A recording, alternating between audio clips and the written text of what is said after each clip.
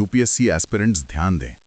आज हम गोता लगा रहे हैं इतिहास के एक बेहद महत्वपूर्ण अध्याय में। जी हाँ, आज का विषय है मॉडर्न सोसाइटी का यूनिट 27, शहरी और ग्रामीण क्षेत्रों में सामाजिक संरचना।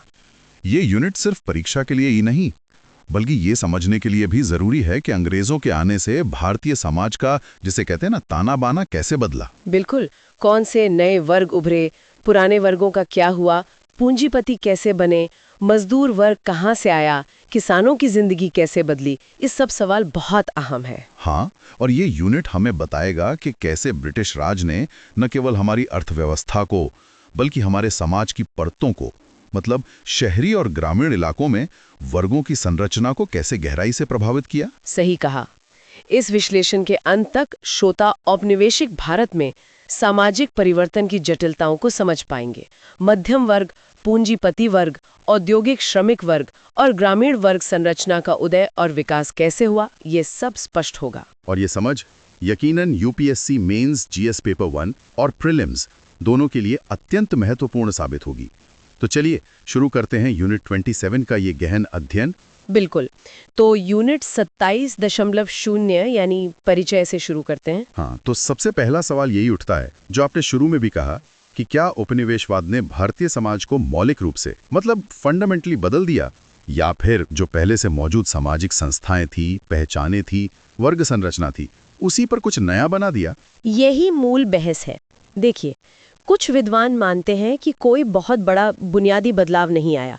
उनका तर्क है कि पुरानी संरचनाएं काफी मजबूत थीं। अच्छा, और दूसरा दृष्टिकोण? दूसरा दृष्टिकोण ये है कि नहीं, उपनिवेशवाद की अपनी जरूरतें थीं, आर्थिक, प्रशासनिक, और इन जरूरतों के कारण बुनियादी सामाजिक आर्थिक परिवर्तन हुए, समाज बदला। और इसी संदर्भ में कार्ल मार्क्स की बात आती है, उनके दोहरे मिशन की। हाँ, कार्ल मार्क्स ने कहा था कि ब्रिटिश राज का भारत में दोहरा मिशन था। एक विनाशकारी, मतलब पुरानी व्यवस्था को तोड़ना, और दूसरा पुनरुत्पादक, यानी कुछ नया बनाना पश्चिमी ढांचे पर। तो मार्क्स के हिसाब से उपनिवेशवाद ने भारतीय सामाजिक वर्ग संरचना को बदला, मॉडिफाई किया, लेकिन पूरी तरह खत्म नहीं किया। कुछ पुराने तत्व भी बने रहे। बिल्कुल, उपनिवेशवाद ने संरचना को संशोधित किया, लेकिन कुछ स्वदेशी तत्व बने रहे। यही इसकी जटिलता है। और उपनिवेशवाद का मूल उद्देश्य क्या था, मतलब सार क्या था इसका? सार था शोषण। साम्राज्यवादी देश यानी ब्रिटेन द्वारा उपनिवेश यानी भारत के बाजारों और संसाधनों का शोषण करना। इससे ब्रिटेन के व्यापारियों, पूंजीपतियों और बैंकरों को तो जबरदस्त फायदा हुआ। और भारत के लोगों का, यहाँ के सामाजिक वर्गों का क्या हुआ? भारत के सभी स्वदेशी सामाजिक वर्गों को अधीन कर दिया गया। उनके हित दूसरे दर्जे पर आ गए। जैसे किसानों पर क्या असर पड़ा? किसानों को मजबूर किया गया कि वो अपनी जरूरत की चीजें उगाने के बजाय कच्चा माल उगाएं, जैसे कपास, नील, जो ब्रिटेन के उद्योगों के काम आ सकें। एग्रीकल्चरल रॉ प्रोड्यूस पर जोर था। और कारीगरों का, जो हाथ से चीजें बनाते थे, उन पर तो बहुत बुरा असर पड़ा। महानगर यानी ब्रिटेन से जो मशीन निर्मित औद्योगिक वस्तुएं आईं, उनके प्रतिस्पर्धा में भारतीय कारीगर टिक नहीं पाए, बेरोजगार हो गए। तो एक तरफ तो आर्थिक अव्यवस्था फैली, लेकिन क्या कुछ नए अवसर भी पैदा हुए? हाँ, ये भी एक विरोधाभास है। आर्थिक अव्यवस्थाओं के बावजूद जो नई औपनिवेशिक अर्थव्यवस्था और प्रशासनिक संरचना बनी, उसने कुछ नए आर्थिक अवसर और साथ ही नए जोखिम भी पैदा किए। और इसी का नतीजा था कि कुछ नए सामाजिक वर्ग उभरे, और जो पुराने वर्ग थे उनकी स्थिति में भी बदलाव आया, संशोधन हुआ। बिल्कुल सही। और इसी यूनिट का लक्ष्य है इन्हीं परिवर्तनों का, इन्हीं नए और पुराने वर्गों की बदलती स्थिति का विश्लेषण करना। ठीक है, तो सबसे पहले बात करते हैं सेक्शन 27.1 की, मध्यम वर्ग का उदय, राइज ऑफ मिडिल क्लास। जी, ये नया वर्ग कैसे और क्यों उभरा? देखिए, इसके पीछे मुख्य कारण थे बुनियादी आर्थिक परिवर्तन और औपनिवेशिक राज्य की प्रशासनिक जरूरतें, मतलब अंदरूनी बदलाव भी थे और बाहरी दबाव भी। अंग्रेजों को अपना राज चलाने के लिए पढ़े लिखे लोगों की जरूरत थी। हाँ, क्लर्क, अधिकारी, वकील, डॉक्टर, ये सब। बिल्कुल। प्रोफेसर बीबी मिश्रा का तर्क है कि पूर्व औपनिवेशिक भारत में आधुनिक अर्थों में, मतलब जिसमें ये पेशेवर शामिल हों, वैसा मध्यम वर्ग नहीं था। क्यों नहीं था? क्या कारण थे? मिश्रा जी कुछ कारण बताते हैं, जैसे उस समय शहरीकरण पर्याप्त नहीं था, जाति व्यवस्था बहुत कठोर थी, जो नौकरशाही थी वो अभिजात वर्ग की थी, पेशेवर नहीं। पुरोहित वर्ग का दबदबा था, और जो सेवा कुलीन वर्ग था उसमें भी पेशेवर चरित्र की कमी थी। तो उपनिवेशवाद ने यहाँ एक विरोधाभास पैदा किया। एक तरफ तो उसमें आर्थिक ठहराव और पिछड़ापन लाया, हाँ, स्टैग्नेशन और बैकवर्डनेस। लेकिन दूसरी तरफ उसी ने ये पेशेवर वर्ग भी बनाए, आधुनिक वकील, डॉक्टर, शिक्षक, प्रबंधक, इंजीनियर, पत्रकार वगैरह। बिल्कुल। और ये जो बुद्धिजीवी वर्ग, मॉडर्न इंटेलिजेंसिया था, ये पहले के सेवा कुलीन वर्ग से काफी अलग था, स्वाद में, दृष्टिकोण में, व्यवहार में, सब में। और इसमें पश्चिमी शिक्षा की क्या भूमिका रही? बहुत बड़ी भूमिका। सामाजिक मामलों और संस्थानों के प्रबंधन के लिए अंग्रेजों को शिक्षित भारतीयों की जरूरत थी, इसलिए उन्होंने नए शिक्षण संस्थान खोले, स्कूल, कॉलेज, विश्वविद्यालय और पेशेवर प्रशिक्षण संस्थान भी। और अंग्रेजी शिक्षा का प्रसार काफी तेजी से हुआ होगा फिर। हाँ, आंकड़े देखें तो 1887 में करीब 2,98,000 लोग अंग्रेजी शिक्षा पा रहे थे, जो 1907 तक बढ़कर 5,05,000 हो गए, और इसका सीधा संबंध अंग्रेजी अखबारों के प्रसार से भी था। लेकिन फिर भी ये संख्या तो भारत की विशाल जनसंख्या के हिसाब से बहुत कम थी। इन्हें सूक्ष्म अल्पसंख्यक, माइक्रोस्कोपिक माइनॉरिटी कहा गया। संख्या में कम थे, लेकिन इनका महत्व, इनका इम्पोर्टेंस बहुत ज्यादा था। ये नई औपनिवेशिक समाज और प्रशासनिक व्यवस्था का एक अभिन्न अंग बन गए थे। इनका प्रभाव क्या रहा समाज पर? कई तरह से। एक तो क्योंकि ये लोग अक्सर अपने गृह नगरों से बाहर काम करते थे, तो इनमें क्रॉस क्षेत्रीय और क्रॉस भाषाई नेटवर्क बनाने की क्षमता विकसित हुई। अच्छा। अखिल भारतीय स्तर पे जुड़ाव बना। अच्छा। और दूसरे, सार्वजनिक मामलों, पब्लिक अफेयर्स। और जो नए सार्वजनिक स्थान, न्यूली क्रिएटेड पब्लिक स्पेसेस बने थे, जैसे क्लब्स, एसोसिएशंस, प्रेस, उनमें इनकी प्रमुख भूमिका रही। यही लोग सामाजिक धार्मिक सुधारों के प्रणेता बने, आयोजक बने, नेता बने। और राष्ट्रीय आंदोलन में भी इनकी भूमिका रही होगी। बिल्कुल। आधुनिक जन गोलबंदी, मॉडर्न मास मोबिलाइजेशन में इनकी महत्वपूर्ण भूमिका रही। इनकी उत्पत्ति के बारे में थोड़ा और बताएं, मतलब ये शिक्षा व्यवस्था कब शुरू हुई? शुरुआत तो प्रशासनिक सुविधा के लिए हुई थी, पश्चिमी शिक्षा, लेकिन 1858 के बाद जब विश्वविद्यालय और व्यावसायिक संस्थान स्थापित हुए, तब इसका विस्तार हुआ। और क्या इस वर्ग ने अपने हितों के लिए भी काम किया? मतलब क्या इनके अपने वर्गीय हित विकसित हुए? हाँ, बिल्कुल। जैसे जैसे ये वर्ग बढ़ा, इन्होंने अपने अपने व्यवसायों के संघ और संगठन बनाने शुरू किए, अपने हितों की पैरवी करने लगे। इन पर पश्चिमी विचारधाराओं का कितना असर था? काफी असर था। उदारवाद, राष्ट्रवाद, लोकतंत्र, इन विचारों ने भारतीय राष्ट्रवाद, इंडियन नेशनलिज्म के वैचारिक ढांचे को बहुत प्रभावित किया। लेकिन क्या ये अपनी जड़ों से कट गए? एक द्वंद्व की स्थिति भी तो रही होगी। हाँ, ये एक बड़ा द्वंद्व था, क्योंकि शिक्षा विदेशी माध्यम में थी, तो अपनी पारंपरिक संस्कृति से अलगाव का दर्द महसूस होता था। एलियनेटिंग इफेक्ट्स थे। कुछ लोगों ने पारंपरिक मूल्यों को बनाए रखने की कोशिश की, तो दूसरों ने तर्क, रीजन और ह्यूमनिज्म को अपनाया। उन्हें उम्मीद थी कि पश्चिमी विज्ञान और प्रौद्योगिकी से समाज का उत्थान होगा। और इनकी सामाजिक जड़ें कहाँ थीं? मतलब किस पृष्ठभूमि से आते थे ये लोग? आमतौर पर ये उच्च जाति परिवारों से आते थे, खासकर पारंपरिक ब्राह्मण और कायस्थ जातियों से, जिनका शिक्षा और लिपिकीय कामों से पुराना नाता रहा था। कैम्ब्रिज स्कूल के इतिहासकार जैसे अनिल सील या J.H. ब्रूमफील्ड, वो राष्ट्रवाद को कैसे देखते हैं? उनका नजरिया थोड़ा अलग है। कैम्ब्रिज स्कूल राष्ट्रवाद को मुख्य रूप से क्षेत्रीय शिक्षित अभिजात वर्गों, रीजनल एजुकेटेड एलिट्स के बीच सत्ता, स्थिति और प्रभाव के लिए गुटिया संघर्ष, फैक्शनल स्ट्रगल के रूप में देखता है। लेकिन इस नजरिए की आलोचना भी हुई है। हाँ, आलोचना यह है कि असली शक्ति तो अंग्रेजों के पास थी। दूसरी बात, ये शिक्षित वर्ग कोई एक सजातीय होमोजीनियस समूह नहीं था, इसमें भी विविधताएं थीं। और तीसरी बात, इसी वर्ग ने शिक्षा के विस्तार में भी मदद की, तो इसे सिर्फ सत्ता संघर्ष तक सीमित करना ठीक नहीं।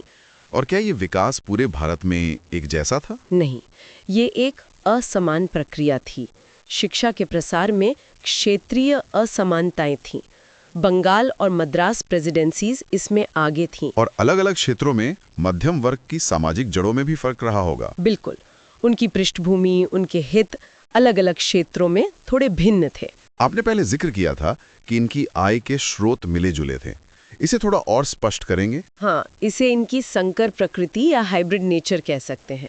मतलब सरकारी नौकरी या स्वतंत्र पेशे के साथ साथ ये लोग भू संसाधनों पर नियंत्रण भी रखते थे, किराया वसूलते थे या फिर व्यापारिक गतिविधियों से भी जुड़े थे। जैसे बंगाल या उत्तरी भारत में किराया आय महत्वपूर्ण थी, तो पश्चिमी और दक्षिणी भारत में वाणिज्यिक हितों से जुड़ाव ज्यादा था। इसका उनकी सोच और राजनीति पर क्या असर पड़ा? एक विरोधाभासी रुख देखने को मिलता है। क्योंकि ये संपत्ति वाले वर्गों से जुड़े थे, इसलिए अक्सर किराएदारी विरोधी कानूनों का विरोध करते थे।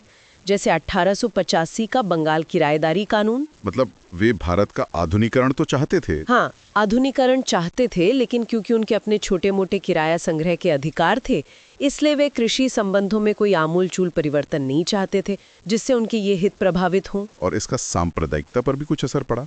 हाँ, उन इलाकों में जहाँ जमींदार और किराएदार अलग अलग धार्मिक समुदायों से थे और उनके बीच संबंध तनावपूर्ण थे, वहाँ इस मध्यम वर्ग के रुख ने सांप्रदायिकता के विकास पर महत्वपूर्ण परिणाम डाले, क्योंकि उनके वर्गीय हित कभी-कभी धार्मिक पहचान के साथ जुड़ जाते थे। ये तो काफी जटिल तस्वीर है मध्यम वर्ग की। अब आगे बढ़ते हैं और बात करते हैं पूंजीपति वर्ग, कैपिटलिस्ट क्लास की। सेक्शन 27.2, इसको विकास कैसे हुआ? आपने पहले कहा था कि ये आसान नहीं था। हाँ, आसान बिल्कुल नहीं था। भारतीय पूंजीपति वर्ग का विकास धीमा रहा। इसका सबसे बड़ा कारण था ब्रिटिश पूंजी, ब्रिटिश कैपिटल का प्रभुत्व। अंग्रेजों का नियंत्रण बहुत मजबूत था। लेकिन क्या भारतीय व्यापारी पूरी तरह खत्म हो गए? नहीं, खत्म नहीं हुए।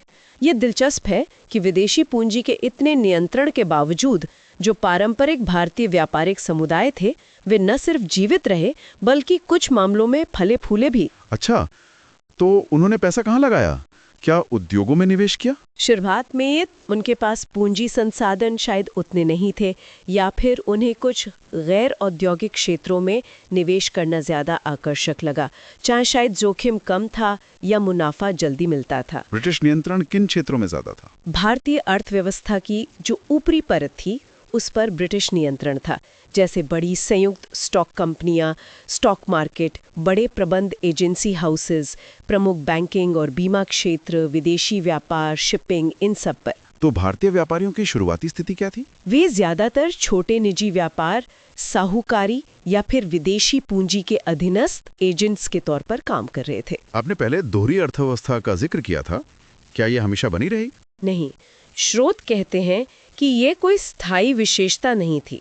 समस्याओं और संरचनात्मक बाधाओं के बावजूद धीरे धीरे अंग्रेजों का वो सामूहिक एकाधिकार, कलेक्टिव मोनोपोली टूटा और भारतीय पूंजीपति वर्ग विकसित हुआ। तो ये विकास उपनिवेशवाद से जुड़ा था या उसके खिलाफ था? ये भी एक जटिल सवाल है। स्रोत बताते हैं कि इसका विकास उपनिवेशवाद की बुनियादी संरचना से जैविक रूप से ऑर्गेनिकली जुड़ा हुआ था। मतलब उसी व्यवस्था के अंदर ही ये पनपा, चाहे कितनी भी बाधाएं क्यों ना हो। अब आते हैं सेक्शन 27.2.1, औपनिवेशिक राज्य की भूमिका, रोल ऑफ कॉलोनियल स्टेट। क्या राज्य ने ठहराव पैदा किया या बाजार आधारित विकास को बढ़ावा दिया? ज्यादातर इतिहासकारों का मत यही है कि धीमी वृद्धि का संबंध सीधे सीधे उपनिवेशवाद से है। राज्य की नीतियां ऐसी थीं जो भारतीय पूंजी के विकास में बाधक बनी। यहाँ दादा भाई नारोजी के धन की निकासी, ड्रेन ऑफ वेल्थ सिद्धांत की बात आती है ना? बिल्कुल। नौरोजी और अन्य राष्ट्रवादी आलोचकों ने बताया कि कैसे भारत की पूंजी जो निवेश हो सकती थी वो कई तरीकों से लीक कर ब्रिटेन जा रही थी। वो कौन कौन से तरीके थे, जरा विस्तार से बताएं। हाँ, कई चैनल थे। जैसे लंदन में जो सेक्रेटरी ऑफ स्टेट का दफ्तर था, उसका सारा खर्च भारत देता था। ब्रिटिश साम्राज्य की रक्षा का खर्च, जिसमें सेना और युद्ध शामिल थे। ब्रिटेन से खरीदी जाने वाली सैन्य सामग्री, जो अंग्रेज अफसर यहाँ काम करते थे, उनकी मोटी तनख्वाहें और पेंशन। रेलवे कंपनियों को गारंटीकृत ब्याज देना, चाहे मुनाफा हो या नहीं हो। और लंदन में जो सार्वजनिक ऋण, पब्लिक डेट, भारत के नाम पर लिया जाता था, उसका ब्याज, ये सब भारत से पैसा बाहर ले जा रहा था। इस आर्थिक आलोचना का मूल्यांकन कैसे किया जा सकता है? क्या सारा खर्च बर्बादी था? देखिए, कुछ खर्च तो यकीनन बर्बादी थे, जैसे अकुशल साहिबों को बहुत ज़्यादा वेतन देना। लेकिन शायद कुछ खर्च जरूरी भी रहे हों, जैसे यूरोपीय इंजीनियर या प्रोफेसर का वेतन, अगर वे वाकई योग्य थे। पर कुल मिलाकर निकासी एक बड़ी समस्या थी। और क्या राज्य ने भारतीय उद्योगों को बढ़ावा देने के लिए कुछ सकारात्मक कदम उठाए, जैसे दूसरे देशों में होता है? नहीं, यही तो समस्या थी। राज्य की ओर से सकारात्मक कार्रवाई का अभाव था। दूसरे उन्नत पूंजीवादी देशों में सरकारों ने अपने उद्योगों को संरक्षण दिया, मदद की, लेकिन भारत में ऐसा नहीं हुआ। बल्कि भेदभाव हुआ। हाँ, भेदभावपूर्ण हस्तक्षेप, डिस्क्रिमिनेटरी इंटरवेंशन हुआ। नीतियां ऐसी थीं जिनसे सिर्फ ब्रिटिश पूंजी के हितों को मदद मिले। भारतीय उद्योगों को टैरिफ संरक्षण, टैरिफ प्रोटेक्शन नहीं दिया गया। मतलब बाहर से आने वाले सस्ते माल से उन्हें कोई बचाव नहीं मिला। और क्या सरकार ने स्वदेशी उद्योगों को खरीद की गारंटी देकर मदद की? नहीं, राज्य और उसकी एजेंसियां खुद स्वदेशी औद्योगिक उत्पादों की मांग को बढ़ावा नहीं देती थीं। वे ब्रिटेन से ही सामान मंगाते थे। इससे भारतीय उद्योगों को एक बड़ा बाजार नहीं मिल पाया। संस्थागत कमजोरियां भी थी। हाँ, संस्थाएं अविकसित थीं, खासकर वित्तीय संस्थाएं। बैंकिंग और बीमा क्षेत्र अपर्याप्त थे और उन पर भी अंग्रेजों का दबदबा था। और तकनीक के मामले में? तकनीकी निर्भरता भी थी। भारतीय उद्योग काफी हद तक ब्रिटिश औद्योगिक तरीकों और प्रौद्योगिकी पर निर्भर थे। और मजे की बात यह है कि 1880 के दशक के बाद ब्रिटेन खुद तकनीकी रूप से दुनिया में सबसे आगे नहीं रह गया था। जर्मनी और अमेरिका आगे निकल रहे थे। तो ये सब तो नकारात्मक पहलू हुए। क्या उपनिवेशवाद का कोई सकारात्मक पहलू भी था जिसने अनजाने में ही सही पूंजीवाद के विकास में मदद की हो? हाँ, कुछ इतिहासकार ये भी मानते हैं। एक तो उपनिवेशवाद ने निजी संपत्ति की सुरक्षा, सिक्योरिटी ऑफ प्राइवेट प्रॉपर्टी और अनुबंध की पवित्रता, सैंक्टिटी ऑफ कॉन्ट्रैक्ट की गारंटी दी। ये बाजार आधारित विकास के लिए बुनियादी कानूनी तत्व है। और वाणिज्यकरण? हाँ, उपनिवेशवाद ने वाणिज्यीकरण की प्रक्रिया को तेज किया। खेती और व्यापार बाजार से जुड़े। विदेशी व्यापार के विस्तार से भी पूंजी की कमी कुछ हद तक कम हुई होगी। तो किन क्षेत्रों में भारतीय पूंजीपति वर्ग थोड़ा बहुत विकास कर पाया? मुख्य रूप से उन क्षेत्रों में जहां कच्चे माल की लागत कम थी और शायद ब्रिटिश प्रतिस्पर्धा थोड़ी कम थी, जैसे कपड़ा, टेक्सटाइल्स, जूट, कपास, जिनिंग, चीनी, चमड़ा, सीमेंट, तंबाकू और बाद में स्टील, टाटा के साथ। ठीक है, अब आते हैं सेक्शन 27.2.2 पर। पूंजीपति वर्ग की उत्पत्ति और पूंजी के स्रोत, origins and sources of capital. ये पूंजीपति आए कहां से? देखिए, अंग्रेजों के आने से पहले ही भारत में विकसित व्यापारी पूंजी, डेवलप्ड मर्चेंट कैपिटल मौजूद थी। कई व्यापारिक समुदाय थे जो सदियों से व्यापार और वित्त में लगे थे। कौन से समुदाय थे ये? स्रोत कई समुदायों को उल्लेख करते हैं, जैसे तमिलनाडु के चट्टी, कोंकणी सौदागर, बोहरा, पारसी, गुजरात के जैन व्यापारी, राजस्थान के मारवाड़ी, खासकर शेखावाटी क्षेत्र से, सिंध के लोहाना, पंजाब के खत्री, ये सब व्यापार में माहिर थे। ईस्ट इंडिया कंपनी के एकाधिकार का इन पर क्या असर पड़ा? क्या ये पूरी तरह खत्म हो गए? नहीं, पूरी तरह खत्म नहीं हुए। कंपनी ने एकाधिकार तो चाहा, लेकिन उसे अपने वाणिज्यिक संचालन के लिए भारत में पहले से मौजूद स्वदेशी नेटवर्क पर निर्भर रहना पड़ा। इसलिए कई भारतीय व्यापारी या तो बिचौलिए बन गए या कंपनी के अधीनस्थ एजेंट बन गए। तो फिर आधुनिक उद्योगपतियों के लिए पूंजी कहां से आई, खासकर 1850 के बाद जब मिलें लगनी शुरू हुई? इसके कई स्रोत थे। एक तो था आंतरिक संचय, इंटरनल एक्यूमुलेशन, मतलब जो वाणिज्यीकरण उपनिवेशवाद ने बढ़ाया, उसी से कुछ व्यापारियों ने पूंजी जमा की। और विदेशी व्यापार से? हाँ, विदेशी व्यापार से होने वाला लाभ एक बड़ा स्रोत था। बॉम्बे और कलकत्ता के व्यापारिक समुदायों को इससे काफी फायदा हुआ, खासकर चीन के साथ व्यापार से, जिसमें अफीम और कपास मुख्य थे। 1833 में जब कंपनी का व्यापार पर एकाधिकार खत्म हुआ, तो भारतीय व्यापारियों को ज्यादा मौके मिले। यहीं से शुरुआती पूंजीपति वर्ग विकसित हुआ। हाँ, माना जाता है कि शुरुआती पूंजीपति वर्ग यहीं से उभरा। इन व्यापारियों ने यूरोपीय फर्मों के दलाल या एजेंट के रूप में काम करके भारी मुनाफा कमाया था। अमेरिकी गृह युद्ध का भी कुछ असर पड़ा? हाँ, अमेरिकी गृह युद्ध 1861 से 1865 के दौरान अमेरिका से कपास की आपूर्ति रुक गई तो ब्रिटेन ने भारत से कपास का आयात तेजी से बढ़ाया। इससे भारतीय कपास व्यापारियों को बहुत मुनाफा हुआ। इसे कपास उछाल या कॉटन बूम कहते हैं। और बड़े औद्योगिक घराने जैसे बिरला और टाटा, उनकी शुरुआत भी इसी दौर से जुड़ी है। हाँ, उनकी उत्पत्ति का इन विकासों से गहरा संबंध है। उन्होंने व्यापार से पूंजी जमा की और फिर धीरे धीरे उद्योगों में निवेश किया। क्या ये पूंजीपति हमेशा पारंपरिक व्यापारिक समुदायों से ही आते थे? नहीं, ये पैटर्न विविध, डाइवर्स था। हमेशा ऐसा नहीं हुआ।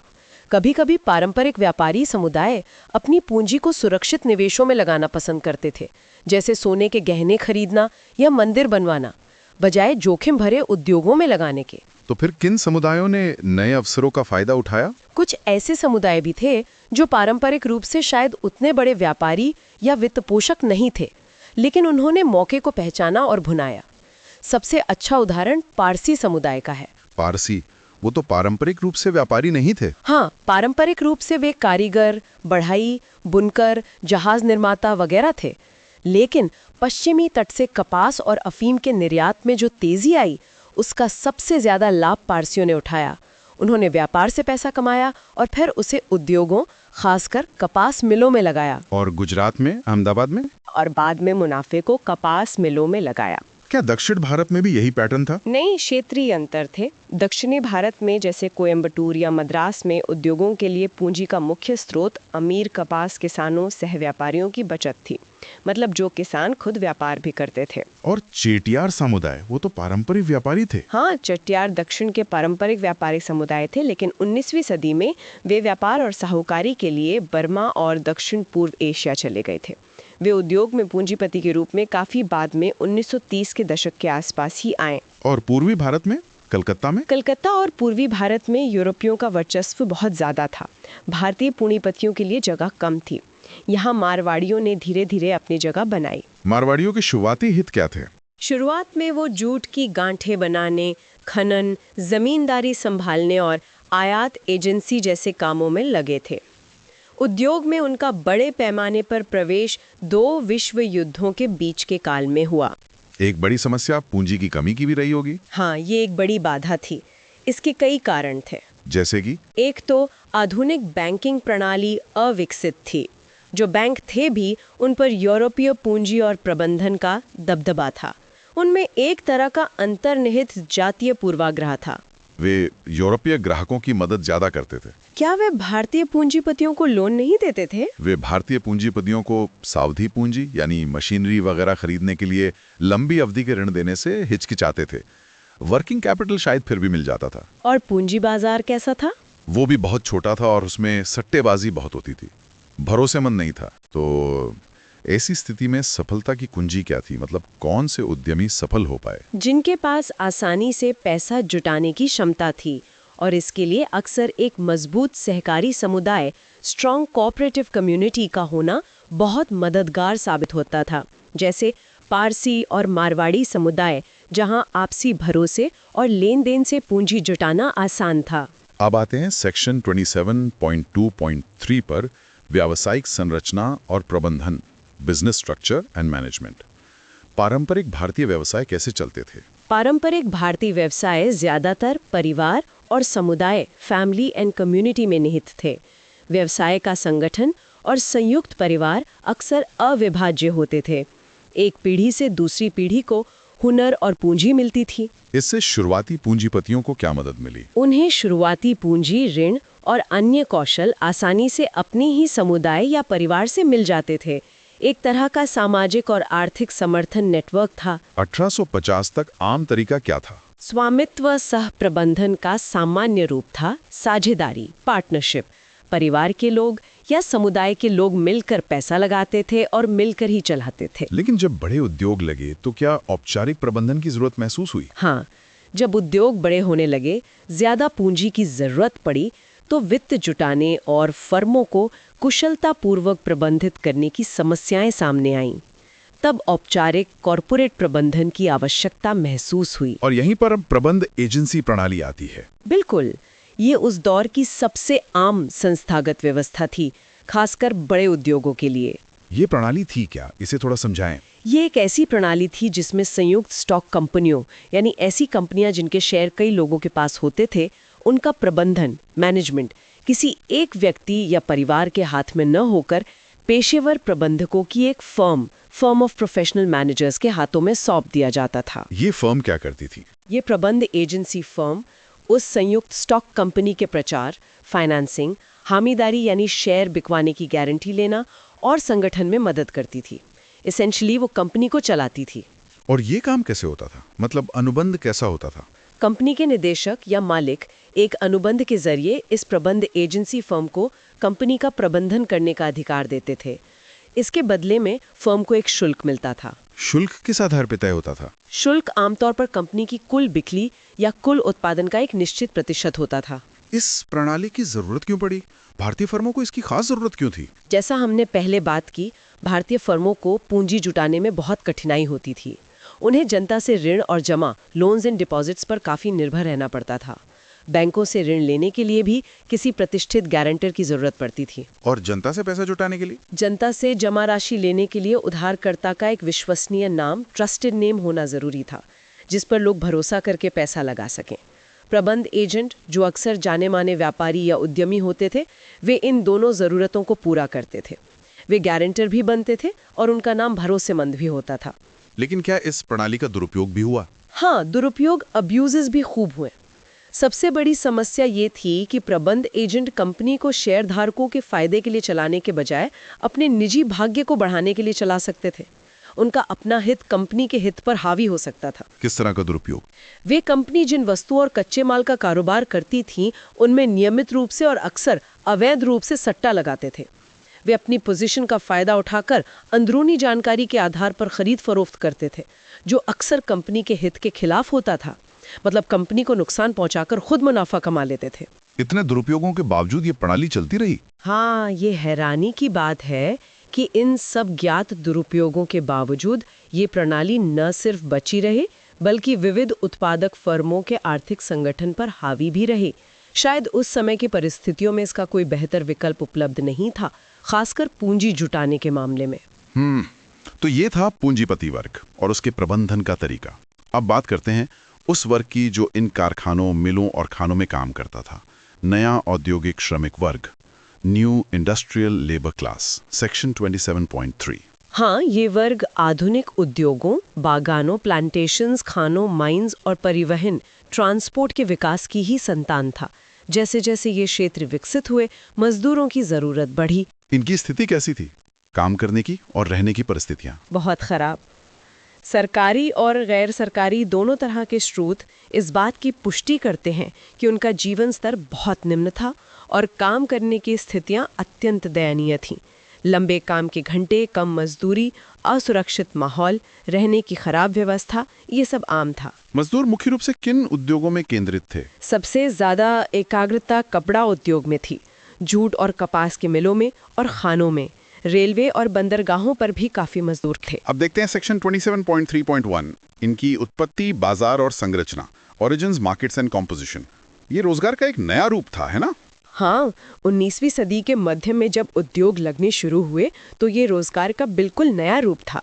लोग अपने पारंपरिक ग्रामीण व्यवसायों, खेती, दस्तकारी को छोड़कर या उसके साथ साथ आधुनिक व्यवसायों यानी मशीनीकृत उद्योगों में काम करने आ रहे थे। ये मजदूर आते कहाँ से थे? ज्यादातर मजदूर खासकर कलकत्ता और बॉम्बे जैसे बड़े शहरी केंद्रों में आसपास के या दूर दराज के रूरल हिंटरलैंड से पलायन करके आते थे। क्या ये स्थायी रूप से शहरों में बस जाते थे? नहीं, ज्यादातर मजदूरों के लिए औद्योगिक रोजगार अस्थायी होता था। वे कुछ समय काम करते, पैसा कमाते और फिर वापस गांव चले जाते थे। फिर जरूरत पड़ने पर या मौसम बदलने पर वापस आ जाते। मॉरिस डी मॉरिस ने बॉम्बे पर एक अध्ययन किया था। हाँ, मॉरिस डी मॉरिस। क्या पाया उन्होंने? उन्होंने पाया कि 1890 में बॉम्बे की मिलों में 10 साल से ज्यादा काम करने वाले श्रमिकों का अनुपात सिर्फ 26.7% था। हालांकि ये बाद में बढ़ा, 1927-28 तक ये 39.1% हो गया, लेकिन फिर भी ये दिखाता है कि ज्यादातर मजदूर आते जाते रहते थे। इस बदलाव का उनकी जीवन शैली पर क्या असर पड़ा? जाहिर है, काम की प्रकृति बदल गई, कार्यस्थल बदल गया और पूरी जीवन शैली में ही परिवर्तन आ गया। गांव के खुले माहौल से निकलकर फैक्ट्री के बंधे बंधाए, अनुशासित और अक्सर घुटन भरे माहौल में आना पड़ा। क्या इन मजदूरों में भी अलग-अलग श्रेणियां थीं? हाँ, मोटे तौर पर 2 तरह के श्रमिक थे। एक तो सामान्य शारीरिक श्रमिक, जनरल मैनुअल लेबर, जो सिर्फ मेहनत मजदूरी का काम कर सकते थे, कोई खास हुनर नहीं था। और दूसरे थे तकनीकी रूप से प्रशिक्षित श्रमिक, जिनके पास कोई हुनर था, जो मशीन को चलाना, उसकी मरम्मत करना जानते थे। और रोजगार की स्थिरता में भी फर्क था। बिल्कुल। जो कुशल श्रमिक, स्किल्ड लेबरर्स थे, उन्हें ज्यादा स्थायी रोजगार मिलता था, जबकि अकुशल अनस्किल्ड श्रमिक ज्यादातर आकस्मिक या अस्थायी टेम्पररी श्रमिक होते थे, जिन्हें रोज काम मिलता है या नहीं, इसकी कोई गारंटी नहीं थी। इनकी सामाजिक पृष्ठभूमि क्या थी? क्या कुशल और अकुशल मजदूर एक ही सामाजिक तबके से आते थे? नहीं, इसमें भी फर्क था।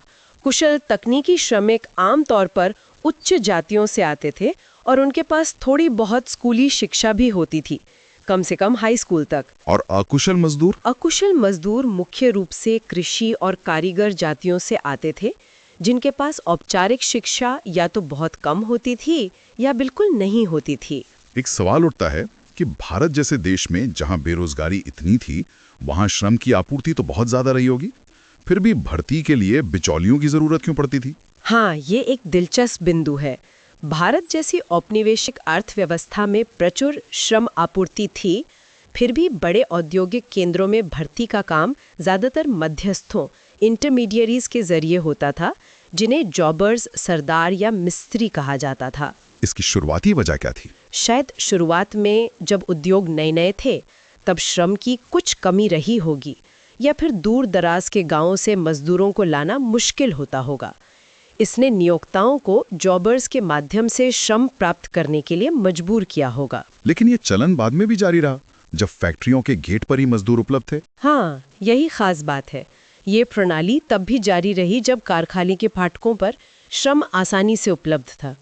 बॉम्बे की कॉटन मिलें तो 2 विश्व युद्धों के बीच के काल तक श्रम ठेकेदारों या लेबर कॉन्ट्रैक्टर्स पर निर्भर थीं। ये ठेकेदार कौन होते थे और कैसे काम करते थे? ये ठेकेदार अक्सर उन्हीं क्षेत्रों से मजदूरों को लाते थे जिनसे वे खुद संबंधित होते थे। उनका अपने इलाके में दबदबा होता था। वे न सिर्फ मजदूर लाते थे, बल्कि कभी कभी कारखाने के फर्श पर उनका प्रबंधन भी करते थे, मतलब उनके ऊपर निगरानी रखते थे। और उन्हें पैसा कैसे मिलता था? उन्हें दोहरा फायदा होता था। श्रम ठेकेदार को मिल मालिकों से भी पैसा मिलता था मजदूर सप्लाई करने के लिए, और उन मजदूरों से भी वो कमीशन या कर्ज के रूप में पैसा वसूलता था, जिन्हें वो रोजगार दिलवाता था। मजदूर आते कहाँ से थे? जैसे बॉम्बे की मिलों में? बॉम्बे की सूती मिलों में मजदूर मुख्य रूप से कोंकण, दक्कन और संयुक्त प्रांत, आज का यूपी से आते थे। और कलकत्ता की जूट उद्योग में से आते थे। इसका कारण क्या था? स्थानीय मजदूर क्यों नहीं रखे जाते थे? कारण ये था कि इन क्षेत्रों में श्रम की कीमत, प्राइस ऑफ लेबर, बहुत कम थी। ये पिछड़े कृषि क्षेत्र थे जहां गरीबी ज्यादा थी। कारखानों ने स्थानीय श्रम को, जो शायद थोड़ी ज्यादा मजदूरी मांग था, नियोजित करने के बजाय इन गरीब कृषि क्षेत्रों से सस्ते श्रम का उपयोग करना ज्यादा फायदेमंद समझा। तो क्या मिल मालिक जानबूझकर इस मध्यस्थ प्रणाली को बनाए रखते थे? हाँ, इसे श्रम सामंतवाद भी कहा गया है। मिल मालिकों ने मजदूरों की सौदेबाजी की शक्ति, बार्गेनिंग पावर को कमजोर रखने और मजदूरी वेजेस को कम बनाए रखने के लिए भी इस मध्यस्थ के माध्यम से रोजगार की संस्था का इस्तेमाल किया। जॉबर्स मजदूरों को नियंत्रण में रखते थे। मजदूरों के शहर आने के क्या उद्देश्य होते थे? सिर्फ पैसे कमाना? पैसा कमाना मुख्य उद्देश्य था, ताकि पारिवारिक आय बढ़ सके, लेकिन और भी कारण थे, जैसे अपने गांव में जोखिम कम करना और फैलाना, रिस्क डाइवर्सिफिकेशन, खासकर उन जिलों में जहां अकाल ज़्यादा पड़ते थे। शहर में काम मिलने से एक सुरक्षा मिल जाती थी, साथ ही वे ग्रामीण अर्थव्यवस्था में अपनी पकड़ भी बनाए रखना चाहते थे, इसलिए पूरी तरह गांव से नाता नहीं तोड़ते थे। इस ग्रामीण दुनिया से जुड़े रहने का मजदूर वर्ग पर क्या प्रभाव पड़ा? इसका एक बड़ा प्रभाव ये हुआ कि मजदूरों के बीच जो सामाजिक और जातीय विभाजन, सोशल एंड एथनिक डिविजन्स थे, वे शहर आकर भी बने रहे, बल्कि कभी-कभी और मजबूत हो गए। मतलब श्रमिक एक उचित औद्योगिक मानसिकता या समय के अनुशासित उपयोग की आदत पूरी तरह हासिल नहीं कर पाए। वे एक सजातीय श्रमिक वर्ग या होमोजीनियस वर्किंग क्लास में विकसित होने के बजाय जातियों, समुदायों और क्षेत्रों के आधार पर बटे रहे। कारखाने के अनुशासन के प्रति उनका अनुकूलन भी अपूर्ण तरीके से हुआ। उनमें एक तरह की किसानों जैसी मानसिकता बनी रही। लेकिन क्या शहर आने का उन्हें कोई फायदा भी था? हाँ, तुलनात्मक रूप से देखें तो ग्रामीण क्षेत्रों की तुलना में औद्योगिक रोजगार ने कुछ फायदे भी दिए, जैसे बेहतर मजदूरी, हालांकि कम थी पर गांव से बेहतर हो सकती थी, अकाल से थोड़ी सुरक्षा, बेहतर सामाजिक गतिशीलता या सोशल मोबिलिटी के अवसर, और शायद कुछ हद तक कम जातिगत उत्पीड़न, क्योंकि शहर का माहौल थोड़ा अलग था। ये तो हुई फैक्ट्री मजदूरों की बात। बागानों और खानों में काम करने वाले मजदूरों की स्थिति कैसी थी, खासकर असम के चाय बागानों में? अर्धदास्ता के रंग दिखते हैं। ये मजदूर कहाँ से लाए जाते थे? ज्यादातर श्रमिक छोटा नागपुर के आदिवासी इलाकों और ग्रेटर बंगाल के अन्य पिछड़े क्षेत्रों से लाए जाते थे, खासकर 1860 से 1890 के बीच। बाद में जो पुराने या वरिष्ठ श्रमिक होते थे, जिन्हें सरदार कहते थे, वे भी भर्ती करने का काम करने लगे। ये कौन लोग होते थे जो बागानों में जाने को तैयार हो जाते थे? ये मजदूर आमतौर पर सामाजिक रूप से हाशिए पर पड़े समूहों और गरीब ग्रामीण मजदूरों में से होते थे। ठेकेदार उन्हें बागानों की बहुत गुलाबी तस्वीरें दिखाते थे, अच्छी तनख्वाह, अच्छी जिंदगी का लालच देते थे। उनकी अपनी दयनीय परिस्थितियों ने उन्हें घर छोड़ने के लिए मजबूर किया। क्या उन्हें पता होता था कि वे किस अनुबंध पर हस्ताक्षर कर रहे हैं? बहुत कम। श्रमिक अनुबंध की शर्तों को बहुत कम समझते थे। अत्यधिक गरीबी, श्रमिकों की ओर से जानकारी की कमी और नियोक्ताओं की ज्यादा कानूनी शक्ति, ये सब गिरमिटिया प्रणाली इंडेंचर सिस्टम की सामान्य विशेषताएं थीं। एक तरह से वे बंध जाते थे। और कोयला खदानों में क्या स्थिति थी? कोयला खदानों में भी स्थिति अच्छी नहीं थी। वहां मुनाफा जमींदारों, जो जमीन के मालिक थे, और खनिकों, कॉलियर्स, जो कोयला निकालते थे, के बीच बंटता था। जमींदारों को तो बस एक निश्चित किराया मिल जाता था। उन्हें खनन कैसे हो रहा है या उत्पादकता कितनी है, इसमें कोई खास दिलचस्पी नहीं होती थी। मजदूर कहाँ से आते थे? खानों के लिए मजदूर छोटा नागपुर क्षेत्र के ही सबसे गरीब ग्रामीण तबके से आसानी से और सस्ते में मिल जाते थे। इसका खनन के तरीकों पर क्या असर पड़ा? क्योंकि कम मजदूरी पर श्रम आसानी से उपलब्ध था और काम करने की स्थितियां अर्धदास्ता जैसी थीं, इसलिए खनन की लागत बहुत कम हो गई। इसका नतीजा ये हुआ कि खनन तकनीक पिछड़ी हुई, मैनुअल और अपरिष्कृत, मैनुअल एंड क्रूड ही बनी रही। मालिकों ने तकनीक में निवेश करने की जरूरत महसूस नहीं की। यहाँ भी ठेकेदारों की भूमिका थी। हाँ, खनिक यहाँ भी श्रम ठेकेदारों पर निर्भर थे, जो श्रमिकों को पीस रेट्स पर रखते थे। मतलब जितना कोयला निकालेंगे उस हिसाब से पैसा मिलेगा। इससे भी शोषण बढ़ता था। अब आते हैं सेक्शन 27.3.2 पर, श्रम बल और व्यावसायिक संरचना, labour force and occupational structure. व्यावसायिक संरचना का क्या मतलब है? व्यावसायिक संरचना का मतलब है कि अर्थव्यवस्था के विभिन्न क्षेत्रों जैसे कृषि, उद्योग, सेवा में कुल काम करने वाली आबादी, श्रम बल का कितना अनुपात लगा हुआ है। इससे पता चलता है कि अर्थव्यवस्था कितनी विकसित या पिछड़ी हुई है। तो औपनिवेशिक भारत की स्थिति क्या थी? भारत एक अविकसित औपनिवेशिक अर्थव्यवस्था था, इसलिए यहाँ की व्यावसायिक संरचना कमोबेश स्थिर बनी रही। कोई बड़ा बदलाव नहीं आया। औद्योगिक और खनन क्षेत्र में कितने लोग काम करते थे? आंकड़े बताते हैं कि 1911 और 1951 के बीच कुल कार्यबल का सिर्फ 9 से 10% ही औद्योगिक और खनन रोजगार में लगा हुआ था। मतलब अर्थव्यवस्था का बड़ा हिस्सा अभी भी कृषि पर ही निर्भर था। लेकिन क्या राष्ट्रीय आय में औद्योगिक क्षेत्र का योगदान कुछ सुधरा था? हाँ, थोड़ा सुधरा था। 1901 से 1946-47 तक राष्ट्रीय आय में औद्योगिक क्षेत्र का हिस्सा लगभग 21% से बढ़कर 25% हो गया। इसका क्या कारण हो सकता है, जबकि रोजगार ज्यादा नहीं बढ़ा? इसका संभावित कारण श्रम उत्पादकता, लेबर प्रोडक्टिविटी में कुछ वृद्धि हो सकती है। शायद संगठनात्मक और तकनीकी परिवर्तनों के कारण, या फिर शिक्षा और स्वास्थ्य में मामूली सुधार के कारण। हालांकि ये भी सच है कि औपनिवेशिक भारत का शिक्षा और स्वास्थ्य का रिकॉर्ड दुनिया में सबसे खराब था। एक और महत्वपूर्ण बात, महिलाओं के रोजगार का क्या हुआ? महिलाओं के रोजगार में गिरावट आई। खासकर 1920 के दशक के बाद कपास और जूट मिलों में महिला श्रमिकों की संख्या कम होने लगी। ऐसा क्यों हुआ? इसके पीछे एक कारण था नए रोजगार कानून, एम्प्लॉयमेंट लेजिस्लेशन। इन कानूनों में महिलाओं के लिए कुछ विशेष प्रावधान किए गए, जैसे मातृत्व लाभ, मैटरनिटी बेनिफिट्स देना या रात की पाली में काम करने पर प्रतिबंध, प्रोहिबिशन ऑफ नाइट वर्क। तो ये तो अच्छी बात थी। हाँ, प्रावधान अच्छे थे, लेकिन इनका उल्टा असर हुआ। नियोक्ताओं को लगा कि महिला मजदूरों को रखना अब ज्यादा खर्चीला और झंझट भरा है, खासकर जब पुरुष मजदूर उसी काम के लिए आसानी से उपलब्ध थे। इसलिए उन्होंने महिलाओं को काम पर रखना कम कर दिया। ये तो अनपेक्षित परिणाम हुआ। चलिए अब शहरों से निकलकर वापस गांवों की ओर चलते हैं। सेक्शन 27.4 ग्रामीण क्षेत्रों में विभेदक संसाधन संपन्नता, differential resource endowments in rural areas. यहाँ क्या बदलाव आ रहे थे? देखिए, गांव में बदलाव की शुरुआत अंग्रेजों की भू राजस्व नीति से हुई। उनकी शुरुआती औपनिवेशिक नीति का मुख्य लक्ष्य था भू राजस्व का अधिकतमकरण, मैक्सिमाइजेशन ऑफ लैंड रेवेन्यू। वो ज्यादा से ज्यादा लगान वसूलना चाहते थे। इसमें नया क्या था? लगान तो पहले भी वसूला जाता था। नया ये था कि औपनिवेशिक राज्य खुद को सर्वोच्च जमींदार मानने लगा। उसने राजस्व की मांग नकद, कैश में तय की, और ये मांग असामान्य रूप से बहुत ज्यादा होती थी। और अगर फसल खराब हो जाए या कीमतें गिर जाएं? तो बोझ और बढ़ जाता था। ऊपर से जब कृषि उत्पादों की कीमतें गिरती थीं, तब भी नकद में उतना ही लगान देना पड़ता था, जो किसानों के लिए बहुत मुश्किल हो जाता था। अंग्रेजों ने ग्रामीण रिश्तों को कैसे बदला? राज्य ने किराएदारों और जमींदारों के बीच और साथ ही किसानों और साहूकारों के बीच के संबंधों की शर्तों को बदल दिया।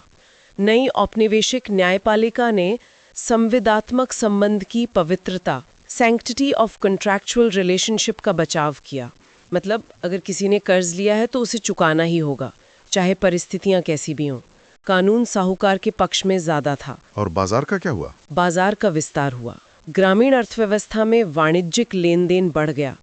न सिर्फ फसलें, बल्कि कृषि के लिए जरूरी चीजें, एग्रीकल्चरल इनपुट्स और यहाँ तक कि जमीन भी खरीदी बेची जाने लगी। आपने पहले नकदी फसलों की बात की थी, इसे किसने प्रोत्साहित किया? ऊंची राजस्व मांग ने भी किसानों को नकदी फसलें जैसे गन्ना, कपास, नील, इंडिगो उगाने के लिए प्रोत्साहित किया, क्योंकि इनसे नकद पैसा मिलने की उम्मीद ज्यादा होती थी, जिससे वे लगान चुका सकें।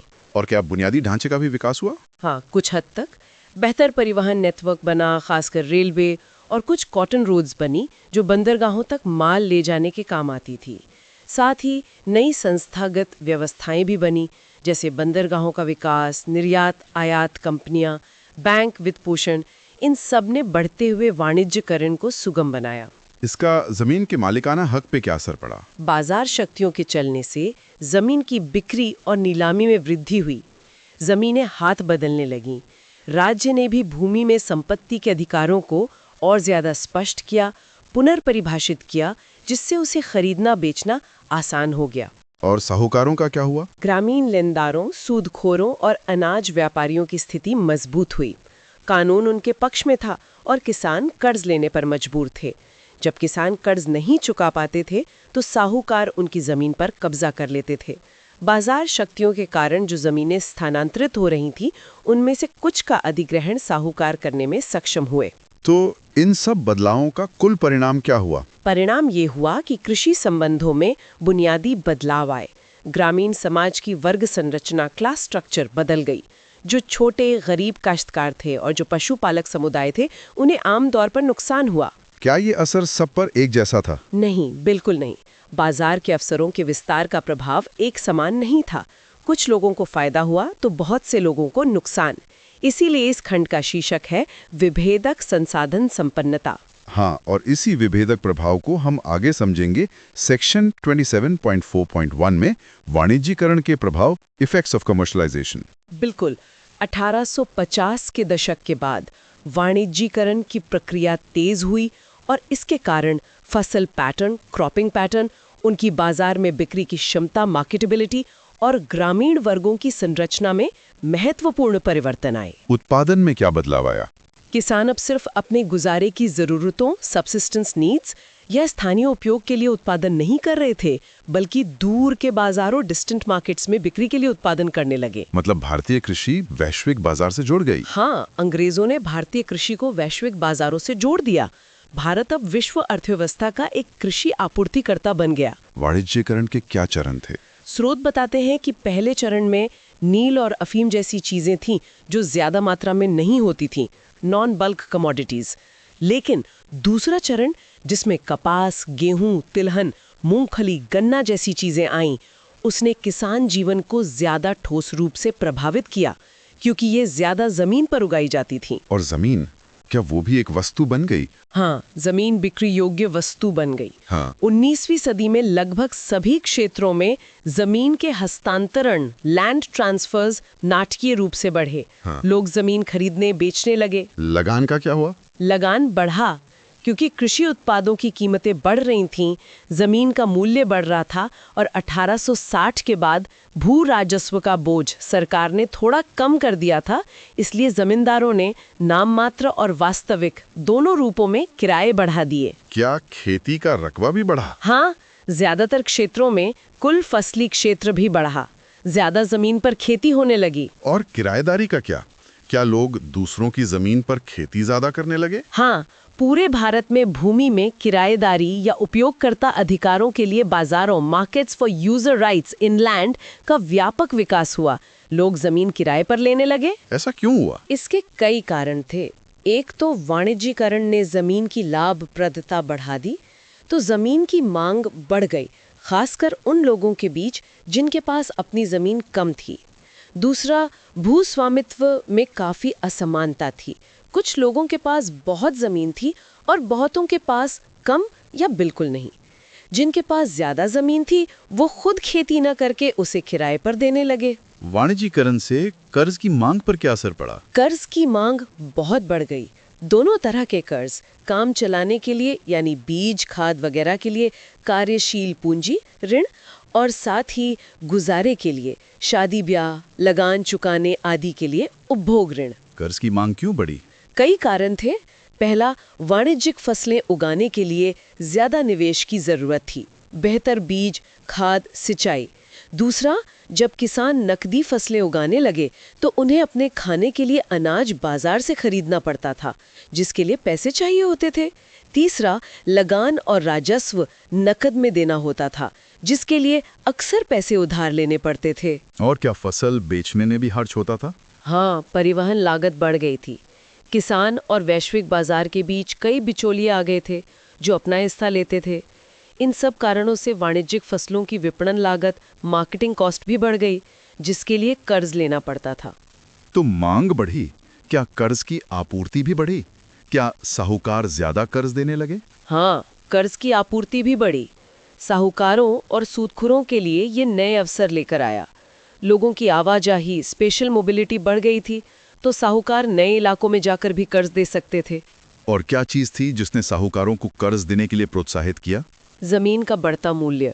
जैसा हमने कहा, औपनिवेशिक राज्य ने भूमि में नए मालिकाना हक बनाए और कुछ क्षेत्रों में नहर सिंचाई के विस्तार से जमीन की कीमत बढ़ गई। तो साहूकार को लगा कि अगर किसान कर्ज नहीं चुका पाया तो उसकी कीमती जमीन पर कब्जा किया जा सकता है। जमीन एक अच्छी गारंटी बन गई। और कानून भी उनके पक्ष में था। हाँ, नई न्यायिक व्यवस्था ने लेनदारों को ऋण वसूलने के लिए पहले से ज्यादा शक्तियां दे दी।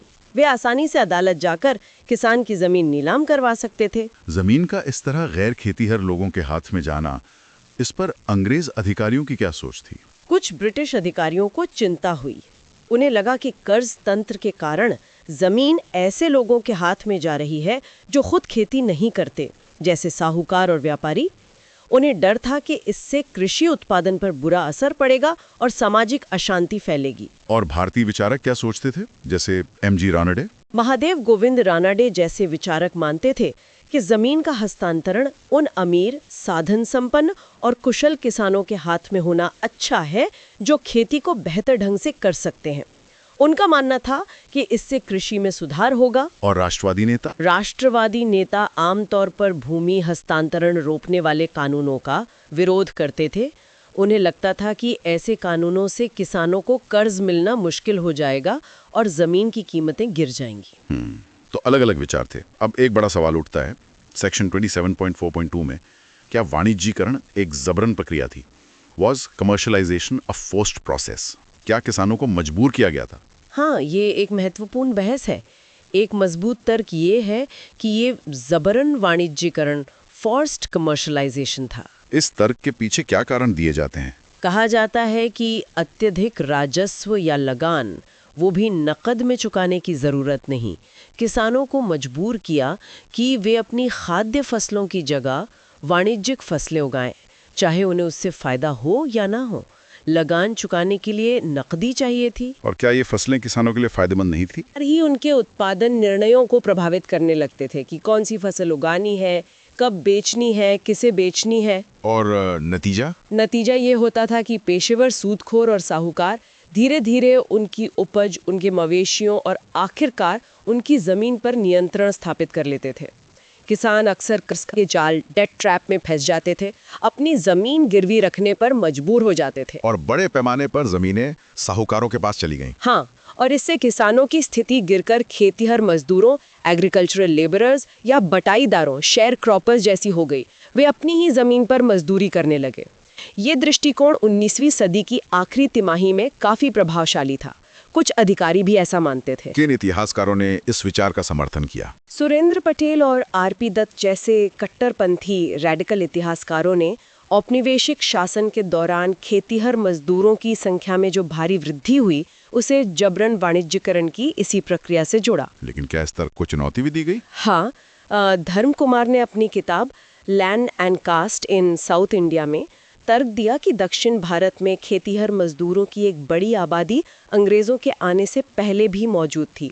उन्होंने इसे कुछ खास जातियों की पारंपरिक श्रम स्थिति से जोड़ा। मतलब ये कोई नई बात नहीं थी जो सिर्फ वाणिज्यीकरण से पैदा हुई हो। तो फिर निष्कर्ष क्या है? क्या वाणिज्यीकरण से खेतीहर मजदूरों की संख्या बढ़ी या नहीं? शायद सच्चाई बीच में है। ये सच है कि खेतीहर मजदूर पहले से थे, लेकिन वाणिज्यीकरण और अन्य औपनिवेशिक नीतियों के कारण उनकी संख्या बढ़ी होगी और उनकी स्थिति में कोई खास सुधार नहीं हुआ। उनकी मजदूरी और सामाजिक स्थिति दयनीय बनी रही। जाति का क्या रोल था इसमें? जाति और स्थिति भेद बने रहे और सामाजिक आर्थिक अवसरों से मजबूती से जुड़े थे। वाणिज्यीकरण ने उन अमीर किसानों को तो मजबूत किया जो मध्य या उच्च जातियों से आते थे, लेकिन इसने कई निचले तबकों के समूहों को और ज्यादा बंधन और दास्ता में धकेल दिया। क्या वाणिज्यीकरण का कोई वैकल्पिक दृष्टिकोण भी है जो इसे जबरन ना मानता हो? हाँ, एक वैकल्पिक दृष्टिकोण यह है कि 1860 के बाद भू राजस्व का बोझ तुलनात्मक रूप से कम हो गया था।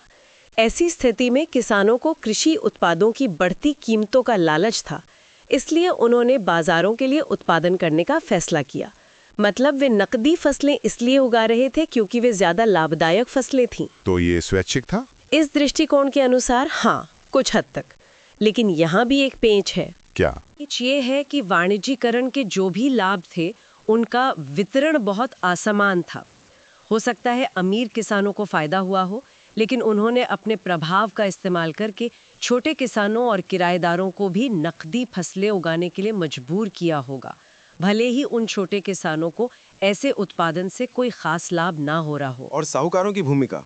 हाँ, ये सच है कि गैर खेतीहर साहूकार जैसे मारवाड़ी, बनिया, चेटियार वाणिज्यिक फसलों के विपणन में महत्वपूर्ण भूमिका निभाते थे और जमीन के मालिक भी बन रहे थे। लेकिन कई इलाकों में ग्रामीण ऋण बाजारों पर असल नियंत्रण अमीर किसानों और पुराने जमींदारों का ही था। वो खुद भी पैसा उधार देते थे। तो कुल मिलाकर वाणिज्यीकरण ने अमीर किसान बनाए। हाँ, वाणिज्यीकरण ने निश्चित रूप से अमीर किसान बनाए और कई क्षेत्रों में उनकी स्थिति को मजबूत किया, लेकिन इसकी कीमत छोटे किसानों और मजदूरों ने चुकाई।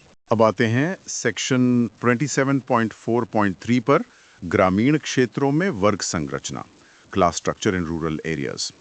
यहाँ कौन कौन से वर्ग थे और उनकी स्थिति क्या थी? सबसे पहले बात करते हैं पुराने ग्रामीण भद्रलोक की, यानी जो पारंपरिक रूप से गांव के प्रभावशाली लोग थे, जमींदार या बड़े किसान। उनकी संरचना में क्या बदलाव आया? बदलाव आया। कुछ मामलों में औपनिवेशिक शासन के तहत उनके पर काट दिए गए। जो पुरानी गतिशीलता थी या जो वंशानुगत अभिजात वर्ग थे, उनकी शक्ति और सामाजिक स्थिति में गिरावट आई। ऐसा क्यों हुआ? ये सीधे तौर पर अंग्रेजों की उस नीति से जुड़ा था जिसमें वे सीधे प्रमुख कृषक समूहों, डोमिनेंट कल्टिवेटिंग ग्रुप्स के साथ राजस्व तय करने लगे थे, खासकर उन इलाकों में जहां जमींदारी बंदोबस्त नहीं था। इससे पुराने बिचौलियों का महत्व कम हो गया। लेकिन जमींदारी क्षेत्रों में, जैसे बंगाल, बिहार में, जमीनारी क्षेत्रों में स्थिति अलग थी। वहां जब अंग्रेजों ने संपत्ति अधिकारों को परिभाषित किया तो आमतौर पर उन्होंने जमींदारों और तालुकदारों के उन्हीं समूहों को मजबूत किया जो पहले से राजस्व संग्रह के अधिकारों का आनंद ले रहे थे। उन्हें जमीन का मालिक बना दिया गया। और रैयतवाड़ी क्षेत्रों में, जैसे मद्रास, बॉम्बे, अन्य क्षेत्रों में जैसे रैयतवाड़ी व्यवस्था वाले इलाकों में अंग्रेजों ने प्रमुख कृषक समूहों के साथ सीधे बंदोबस्त करने की प्रथा अपनाई। उदाहरण के लिए, जैसे ऊपरी दुआब और रुहेलखंड में पूरे के पूरे ग्राम समुदायों को मालिकाना निकायों के रूप में मान्यता दी गई। दक्षिणी और पश्चिमी भारत में मिरासदारों यानी गांव की जमीन में हिस्सेदारी रखने वालों को पुनर्गठित किया गया। सिद्धांत रूप में रैयतवाड़ी व्यवस्था रैयत यानी किसान और राज्य के बीच एक सीधा अनुबंध था। बीच में कोई जमींदार नहीं था। लेकिन क्या इससे अमीर किसानों का उदय हुआ? हाँ, इन्हीं प्रमुख कृषक समूहों में से जिनके साथ अंग्रेजों ने बंदोबस्त किया था, अमीर किसानों इमर्जेंस ऑफ रिच फार्मर्स का एक वर्ग उभरा। उन्होंने कैसे फायदा उठाया? उन्होंने औपनिवेशिक अर्थव्यवस्था के तहत जो बाजार नेटवर्क बढ़ रहा था उसका लाभ उठाया। उनके पास संसाधन थे, पर्याप्त खेती योग्य जमीन थी, मवेशी थे, उपकरण थे और उनकी कर्ज तक पहुंच भी बेहतर थी। वे साहूकारों पर कम निर्भर थे, बल्कि कई बार तो खुद उधार देने लगे थे। किन समुदायों के किसान इसमें प्रमुख थे? उदाहरण के तौर पर पंजाब और ऊपरी दोआब के जाट किसान, तमिलनाडु में वेल्लाल, दक्षिण गुजरात के कुनबी पाटीदार्स, मद्रास दक्कन के अमीर कम्मा रेड्डी किसान और कर्नाटक में लिंगायत्स। ये प्रभावशाली कृषक जातियां थीं जिन्होंने नए अवसरों का लाभ उठाया। ये तो हुई अमीर किसानों की बात। दूसरे छोर पर कौन थे?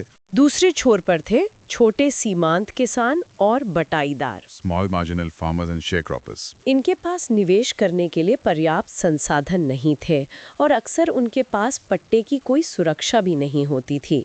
जमींदार जब चाहे उन्हें हटा सकता था। बाजारों और बुनियादी ढांचे के विकास का इन्हें कोई फायदा नहीं मिला। बहुत कम। वे लगातार पड़ने वाले अकालों के असहाय शिकार थे। उनके पास बेचने के लिए कोई विपणन योग्य अधिशेष, मार्केटेबल सरप्लस बचता ही नहीं था और कर्ज का बोझ उन पर बहुत भारी था। और सबसे नीचे कौन थे? पदानुक्रम में सबसे नीचे और सबसे दुर्भाग्यशाली थे खेतीहर मजदूर, एग्रीकल्चरल लेबरर्स। उन्हें वाणिज्यीकरण का कोई लाभ क्यों नहीं मिला? कोई वास्तविक लाभ नहीं मिला क्योंकि उनकी मजदूरी स्थिर रही, बड़ी नहीं, और उनका रोजगार कभी सुरक्षित नहीं था। जो भूस्वामी समूह थे वे कृत्रिम रूप से कम लागत पर उनका श्रम प्राप्त करते रहे। ऐसा क्यों कर पाते थे वे? क्योंकि इन मजदूरों के पास वैकल्पिक रोजगार के अवसर बहुत कम थे और जाति उत्पीड़न की निरंतरता ने भी उन्हें सस्ते में श्रम की आपूर्ति करने के दायित्वों के अधीन बनाए रखा। सामाजिक और आर्थिक दोनों तरह से वे दबे हुए थे। क्या इनमें से कुछ बंधुआ मजदूर भी थे? हाँ, उनमें से सबसे दयनीय स्थिति वालों को बंधुआ मजदूरों के रूप में दासता की पीड़ा झेलनी पड़ी। ये अलग अलग क्षेत्रों में अलग अलग नामों से जाने जाते थे, जैसे गुजरात में हलीज, बिहार में काम्या या दक्षिण भारत में पन्याल्स। ये पीढ़ी दर पीढ़ी मालिक के लिए काम करने को मजबूर थे। बहुत ही भयावह तस्वीर है ग्रामीण समाज की। अब आखिरी वर्ग की बात करते हैं। सेक्शन 27.5 में व्यापारी और व्यापारिक वर्ग, मर्चेंट्स एंड ट्रेडिंग क्लासेस। हाँ, जैसा हमने पहले भी जिक्र किया, यूरोपियन लोगों के आने से पहले भी भारत में प्रमुख व्यापारिक समुदाय फल फूल रहे थे। खत्री, लोहाना, मारवाड़ी, चट्टी, चट्यार, बोहरा, कोंकणी व्यापारी, ये सब व्यापार में सक्रिय थे। व्यापार नेटवर्क कैसा था उस समय? कई स्तरों पर था। एक तो स्थानीय बाजार थे जहां गांव की उपज का आदान प्रदान होता था। फिर क्षेत्रीय स्तर पर कस्बों में स्थायी बाजार होते थे। और लंबी दूरी का व्यापार? लंबी दूरी का व्यापार भी होता था। कम कीमत वाली ज्यादा मात्रा की वस्तुएं पैक बैलों के कारवां द्वारा ले जाई जाती थीं। इसमें लागत ज्यादा थी और असुरक्षा भी थी, फिर भी ये होता था। इसके अलावा शहरी केंद्रित लंबी दूरी का विलासिता व्यापार, लग्जरी ट्रेड भी था, जिसमें निर्यात योग्य वस्तुएं शामिल थीं। इसमें सर्राफों या बैंकिंग परिवारों की क्या भूमिका थी? सराफों और बैंकिंग परिवारों की भूमिका बहुत महत्वपूर्ण थी। 18वीं शताब्दी में जब कई क्षेत्रीय राज्य उभरे तो उन्होंने वित्तीय क्षेत्र को और मजबूत किया। ये सर्राफ क्या काम करते थे? स्थानीय अभिजात वर्ग को पैसा उधार देना, शहरी अर्थव्यवस्था और लंबी दूरी के व्यापार में उनकी बहुत महत्वपूर्ण भूमिका थी। जैसे बंगाल का जगत सेठ घराना बहुत प्रसिद्ध था। और उत्पादन के लिए क्या कोई व्यवस्था थी? हाँ, एक स्वदेशी प्रणाली थी जिसे दधनी प्रणाली कहते थे। इसमें व्यापारी कारीगरों को कच्चा माल या पैसा अग्रिम में देते थे ताकि वो माल तैयार कर सके। माल तैयार होने पर व्यापारी उसे ले लेते थे। अब आते हैं सेक्शन 27.5.1 पर, यूरोपीय पूंजी के अधीनता या नए अवसर, subordination to the European capital और न्यू अपॉर्चुनिटीज। जब यूरोपीय कंपनीज आईं तो इन भारतीय व्यापारियों का क्या हुआ? शुरुआत में जब यूरोपीय व्यापारिक समुदाय छोटे थे और बंदरगाह शहरों तक ही सीमित थे, तब स्थिति थोड़ी अलग थी। कैसे? यूरोपीय कंपनियां हालांकि वे भारतीय व्यापार पर एकाधिकार करना चाहती थीं, लेकिन उन्हें निर्यात योग्य वस्तुओं को प्राप्त करने के लिए भारत में पहले से मौजूद उत्पादन और खरीद के नेटवर्क का ही उपयोग करना पड़ता था। उनके पास अपना नेटवर्क नहीं था। तो उन्होंने भारतीय व्यापारियों और ददनी प्रणाली का इस्तेमाल किया। हाँ, उन्होंने मौजूदा नेटवर्क का इस्तेमाल किया। समय के साथ उन्होंने स्वदेशी प्रणाली में कुछ संशोधन और नवाचार जरूर किए अपनी जरूरत के हिसाब से। जैसे उन्होंने दलाल या ब्रोकर की सेवाओं का उपयोग करना शुरू किया। ये दलाल कौन होते थे? ये आमतौर पर एक भारतीय कर्मचारी होता था जिसे स्थानीय बाजारों और मध्यस्थ व्यापारी समुदायों दोनों का गहरा ज्ञान होता था। वो कंपनी के लिए माल खरीदने, मोल भाव करने आदि में मदद करता था। तो क्या शुरुआत में यूरोपीय व्यापार भारत के लिए फायदेमंद था? शुरुआत में यूरोपीय व्यापार देश के लिए फायदेमंद साबित हुआ क्योंकि ईस्ट इंडिया कंपनी जैसी कंपनियां निर्यात योग्य सामान खरीदने के लिए भारत में सोना और चांदी लाती थी, बुलियन इंपोर्ट। इससे देश में मुद्रा आपूर्ति में काफी वृद्धि हुई। इसका क्या प्रभाव पड़ा? भारतीय अर्थव्यवस्था में बढ़ते हुए मुद्रीकरण, इंक्रीजिंग मोनेटाइजेशन ने भू राजस्व की मांग को वस्तु काइंड से नकदी में बदलने में सुविधा प्रदान की। इससे व्यापारिक गतिविधियों में और वृद्धि हुई। इसने जगत सेठ जैसे बैंकिंग परिवारों के उदय में भी मदद की। और बुनकरों को? हाँ, जैसे कलकत्ता के आसपास के बुनकर सह व्यापारी, खासकर बसक समुदाय, ईस्ट इंडिया कंपनी द्वारा कपड़ा निर्यात के शुरुआती लाभार्थी थे। उन्हें काम मिला, पैसा मिला। तो वो जो कहानी कही जाती है कि अंग्रेजों के आते ही भारतीय व्यापारी बर्बाद हो गए, वो पूरी तरह सच नहीं है। हाँ, स्रोत यही इंगित करते हैं कि भारतीय व्यापारियों के व्यापार से पूरी तरह पीछे हटने की जो राष्ट्रवादी कहानी है वो शायद थोड़ी सरलीकृत है। शुरुआत में कुछ लाभ भी हुए, लेकिन ये स्थिति बदली। हाँ, 18वीं सदी के अंत तक स्थिति बदलने लगी। ईस्ट इंडिया कंपनी अब सिर्फ एक व्यापारिक घराना नहीं रही, वो एक शासक बन गई, एक किरायाजीवी बन गई। उसे बंगाल जैसे बड़े सूबों से राजस्व मिलने लगा। इसका व्यापार पर क्या असर पड़ा? असर ये पड़ा कि अब कंपनी अपने भारतीय वस्त्रों के निर्यात का वित्त पोषण अब भारत से ही वसूले गए राजस्व से करने लगी। उसे बाहर से सोना चांदी लाने की जरूरत नहीं रही। इसका भारतीय व्यापारियों पर प्रतिकूल प्रभाव पड़ा होगा क्योंकि अब अर्थव्यवस्था में बाहर से पैसा नहीं आ रहा था। तो वास्तविक अधीनता, रियल सबऑर्डिनेशन कब शुरू हुई? वास्तविक अधीनता तब शुरू हुई जब भारत अंतर्राष्ट्रीय व्यापार के साथ और ज्यादा गहराई से और पूरी तरह से एकीकृत हो गया, खास करके 19वीं सदी में। 1800 के बाद क्या बड़े परिवर्तन आए? भारत के विदेशी व्यापार के मूल्य, वैल्यू और संरचना कॉम्पोजिशन दोनों में अभूतपूर्व परिवर्तन आए। अब भारत कपड़ा निर्यातक नहीं रहा बल्कि कच्चा माल निर्यातक और बना बनाया माल आयातक बन गया। ये नील अफीम व्यापार, इंडिगो ओपियम ट्रेड का युग था और सूती वस्त्र व्यापार का सापेक्षिक पतन, रिलेटिव डिक्लाइन हो रहा था। और इस नए व्यापार पर किसका नियंत्रण था? इस पर यूरोपीय फर्मों का नियंत्रण था। उन्होंने ही पूंजी की आपूर्ति की और इन नए निर्यातों को संभाला क्योंकि ये उनके लिए ज्यादा लाभदायक थे। कौन से निर्यात प्रमुख थे? नील एक प्रमुख निर्यात था। इसे अक्सर गैर आर्थिक दबाव, एक्स्ट्रा इकोनॉमिक कोर्जन डालकर, मतलब जोर जबरदस्ती से किसानों से उगवाया जाता था। इसका निर्यात 1850 के दशक तक तेजी से बढ़ा, जब तक कि कृत्रिम रंगों ने धीरे धीरे इसकी जगह लेना शुरू नहीं कर दिया। और अफीम? अफीम का उत्पादन तो राज्य के एकाधिकार स्टेट मोनोपोली के तहत होता था। कंपनी इसका इस्तेमाल चीन से चाय, रेशम और चीनी मिट्टी के बर्तन खरीदने के भुगतान के सुविधाजनक साधन के रूप में करती थी। ये बहुत मुनाफे का सौदा था कंपनी के लिए। अंग्रेजों की मुक्त व्यापार की विचारधारा का क्या असर हुआ? औपनिवेशिक शासकों की ये मुक्त व्यापार विचारधारा असल में ब्रिटिश विनिर्माताओं, खासकर 19वीं सदी में लैंकाशायर के कपड़ा मिल मालिकों के हितों की सेवा करती थी। इसके तहत भारत के बाजारों को ब्रिटिश माल के लिए खोल दिया गया, बिना किसी खास आयात शुल्क के, जबकि भारतीय माल पर ब्रिटेन में शुल्क लगते थे। तो इन सब विकासों का भारतीय व्यापारी वर्गों पर क्या अंतिम प्रभाव पड़ा? अंतिम प्रभाव यही पड़ा कि भारतीय व्यापारी वर्गों की स्थिति घटकर किसी न किसी प्रकार की अधीनता, सबसर्वियंस तक आ गई। वे अब बराबरी के खिलाड़ी नहीं रहे। लेकिन क्या उनके लिए सारे दरवाजे बंद हो गए? क्या कोई नया अवसर नहीं थे? नहीं, ऐसा भी नहीं था। यहीं पर विरोधाभास है। विपणन कार्यों का पैमाना बढ़ रहा था। Increasing scale of marketing operations, चीजें ज्यादा मात्रा में खरीदी बेची जा रही थी। इसने कई स्वदेशी व्यापारियों को नए अवसर भी दिए। किस तरह के अवसर? वे 19वीं सदी के पहले भाग में अफीम व्यापार में और फिर 1860 के दशक के कपास उछाल, कॉटन बूम के दौरान कपास निर्यात में बिचौलियों के रूप में कार्य करने लगे। यूरोपीय फर्मों और भारतीय किसानों उत्पादकों के बीच उन्होंने महत्वपूर्ण भूमिका निभाई। तो वे न सिर्फ जीवित रहे बल्कि पैसा भी कमाया। हाँ, वे न केवल जीवित रहने में सक्षम हुए बल्कि इतना धन भी जमा कर लिया कि आगे चलकर भारतीय पूंजीपति वर्ग के अग्रदूत बन सके। यहीं से भविष्य के उद्योगपतियों की नींव पड़ी। और व्यापारी पूंजी का क्या हुआ?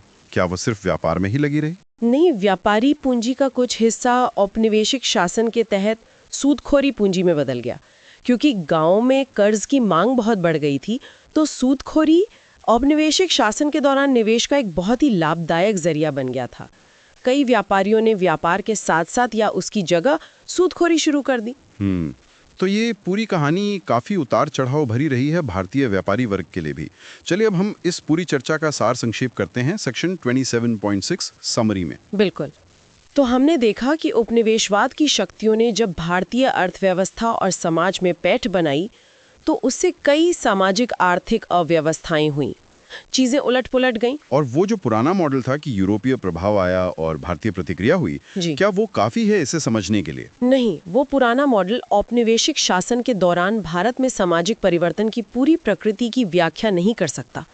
ये सिर्फ एक तरफा मामला नहीं था। तो फिर क्या था? औपनिवेशिक प्रभाव ने भारतीय सामाजिक संस्थानों को नया आकार तो दिया, लेकिन भारतीय सामाजिक शक्तियों की अपनी एजेंसी, उनकी अपनी भूमिका ने भी सामाजिक परिवर्तन की प्रक्रिया में महत्वपूर्ण योगदान दिया।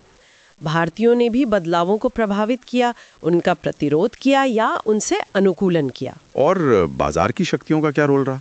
उपनिवेशवाद द्वारा जो बाजार शक्तियां डिचेने हुई, उन्होंने भारतीय समाज की पुरानी संकीर्णताओं को तोड़ा और आधुनिकीकरण का जो सीमित औपनिवेशिक संस्करण आया, उसने भारत में विभिन्न सामाजिक वर्गों की उत्पत्ति और विकास पर अपनी छाप छोड़ी। लेकिन एक सामान्य प्रवृत्ति तो अधीनता की ही थी। हाँ, सभी स्वदेशी सामाजिक वर्गों को शाही हितों के अधीन करने की एक सामान्य प्रवृत्ति तो थी, लेकिन जैसा हमने देखा, उसी औपनिवेशिक राज्य द्वारा स्थापित नई औपनिवेशिक अर्थव्यवस्था और प्रशासनिक संरचना ने नए अवसर और जोखिम भी प्रदान किए। और क्या अंग्रेजों ने जानबूझकर कुछ सामाजिक बदलाव किए? हाँ, औपनिवेशिक सामाजिक इंजीनियरिंग और हस्तक्षेप ने विदेशों से कई सामाजिक पहलों के आयात का नेतृत्व किया, जैसे नई शिक्षा प्रणाली, नए कानून आदि। लेकिन क्या उन्होंने पुरानी व्यवस्था को पूरी तरह नकार दिया?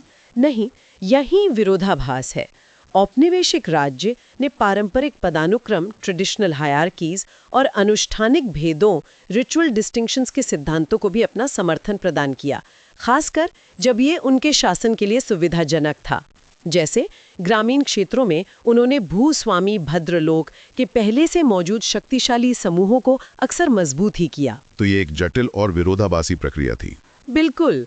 तो ये था यूनिट 27 का विस्तृत विश्लेषण। चलिए अब श्रोताओं के लिए इस चर्चा की मुख्य बातें, जो की टेकअवेज हैं, उन्हें बुलेट शैली में दोहराते हैं। जरूर।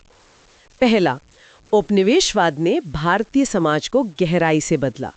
प्रशासन और शिक्षा की जरूरतों ने एक नया पश्चिमी शिक्षित मध्यम वर्ग, मिडिल क्लास पैदा किया, जो संख्या में कम पर प्रभावशाली था, लेकिन जिसकी सामाजिक जड़ें और वर्गीय हित काफी जटिल और मिले जुले थे, अक्सर उच्च जातियों से जुड़े हुए। दूसरा, ब्रिटिश पूंजी के प्रभुत्व और औपनिवेशिक नीतियों की बाधाओं के बावजूद भारतीय पूंजीपति वर्ग कैपिटलिस्ट क्लास का विकास धीरे धीरे हुआ। इसमें पारंपरिक व्यापारिक समुदायों की निरंतरता, चीन व्यापार और कपास उछाल जैसे नए अवसरों और आंतरिक संचय ने भूमिका निभाई। मैनेजिंग एजेंसी प्रणाली इसके प्रबंधन की एक खासियत थी, जिसके फायदे भी थे और नुकसान भी। तीसरा बिंदु? तीसरा, आधुनिक उद्योगों, खानों और बागानों ने एक नए औद्योगिक श्रमिक वर्ग इंडस्ट्रियल लेबर क्लास को जन्म दिया। ये मुख्य रूप से ग्रामीण इलाकों से आए प्रवासी थे, जिनका रोजगार अक्सर अस्थायी था, काम की स्थितियां कठोर और दयनीय थीं। ये वर्ग जातीय क्षेत्र और समुदाय में बटा हुआ था और एक संगठित शक्ति नहीं बन पाया। भर्ती में जॉबर्स या सरदारों जैसे बिचौलियों की महत्वपूर्ण और शोषक भूमिका थी। चौथा, ग्रामीण भारत के बारे में। चौथा, ग्रामीण भारत में वाणिज्यीकरण, कमर्शलाइजेशन ने कृषि संबंधों को मौलिक रूप से बदल दिया। नकदी फसलों को बढ़ावा मिला, कर्ज का लेन देन बढ़ा और जमीन की खरीद फरोख्त तेज हुई। इसका प्रभाव विभेदक था। इसने अमीर किसानों रिच पेजेंट्स को मजबूत किया, लेकिन छोटे किसानों और किराएदारों को कर्ज और भूमिहीनता की ओर धकेला। खेतीहर मजदूरों की स्थिति सबसे खराब रही। उनकी मजदूरी स्थिर रही और कई बंधुआ मजदूरी में फंस गए। और आखिर में व्यापारी वर्ग। पांचवा, भारतीय व्यापारी वर्ग, मर्चेंट्स एंड ट्रेडिंग क्लासेस, शुरुआत में यूरोपीय व्यापार के विस्तार से कुछ हद तक लाभान्वित हुआ, लेकिन 19वीं सदी में बढ़ते वैश्विक एकीकरण और ब्रिटिश नीतियों के कारण वे यूरोपीय पूंजी के अधीन हो गए। हालांकि व्यापार के बढ़ते पैमाने ने उनके लिए बिचौलियों के रूप में नए अवसर भी पैदा किए, जिससे कुछ व्यापारी धन जमा करके पूंजीपति वर्ग के अग्रदूत बन सके। व्यापारी पूंजी का कुछ हिस्सा सूदखोरी में भी लगा। बहुत बढ़िया। तो ये थे यूनिट 27 के मुख्य निष्कर्ष। ये विश्लेषण दिखाता है कि औपनिवेशिक काल कितना जटिल और परिवर्तनकारी था। बिल्कुल, और ये समझना आज भी उतना ही प्रासंगिक है। तो ये था यूनिट 27 का हमारा विस्तृत विश्लेषण, शहरी और ग्रामीण सामाजिक संरचना। इसे सिर्फ एक बार सुनना शायद काफी ना हो। हाँ, मेरा भी यही सुझाव रहेगा कि इसे दोबारा सुने, अपने नोट्स बनाएं और सोचें कि ये बदलाव, ये प्रक्रियाएं आज भी हमारे समाज को, हमारी अर्थव्यवस्था को, हमारी राजनीति को कैसे प्रभावित करती हैं। ये समझना कि हमारा समाज आज जैसा है वैसा क्यों बना, ये सिर्फ यूपीएससी परीक्षा पास करने के लिए नहीं, बल्कि एक जागरूक और जिम्मेदार नागरिक बनने के लिए भी बेहद जरूरी है। बिल्कुल, औपनिवेशिक काल की ये सच्चाइयाँ, ये संघर्ष, ये वर्ग संरचना के बदलाव हमें वर्तमान की सामाजिक आर्थिक चुनौतियों को, असमानताओं को बेहतर ढंग से समझने की दृष्टि देते हैं। और जाते जाते एक विचारोत्तेजक प्रश्न श्रोताओं के लिए छोड़ जाते हैं। हाँ, जरूर। सोचिए, क्या वाणिज्यीकरण, कमर्शलाइजेशन या बाजार का विस्तार हमेशा प्रगति का पर्याय होता है, या ये अक्सर, जैसा कि हमने इस विश्लेषण में देखा, पहले से मौजूद असमानताओं को और गहरा कर देता है? और ये भी सोचिए कि क्या आज भी हम ग्रामीण और शहरी भारत में औपनिवेशिक काल की उन वर्ग संरचनाओं और विभाजनों की कुछ विरासतों को, कुछ अवशेषों को ढो रहे हैं? इन सवालों पर विचार जरूर कीजिएगा। अगर आपको ये गहन चर्चा, ये विश्लेषण पसंद आया और आपके ज्ञान में वृद्धि हुई, तो हमारे इस प्रयास को सफल बनाएं। हाँ, कृपया सुन लो, यूपीएससी यूट्यूब चैनल को लाइक करें। इस विश्लेषण को अपने साथी एस्पिरेंट्स के साथ शेयर जरूर करें। अपने सवाल और विचार नीचे कमेंट्स में लिखें, हमें आपकी प्रतिक्रिया का इंतजार रहेगा। और हाँ, आगे आने वाले ऐसे ही विस्तृत विश्लेषणों के लिए यूनिट दर यूनिट चैनल को सब्सक्राइब करना ना भूलें। आपका समर्थन हमारे लिए अनमोल है। अगली चर्चा तक पढ़ते रहिए, सीखते रहिए और आगे बढ़ते रहिए। जय हिंद। जय हिंद।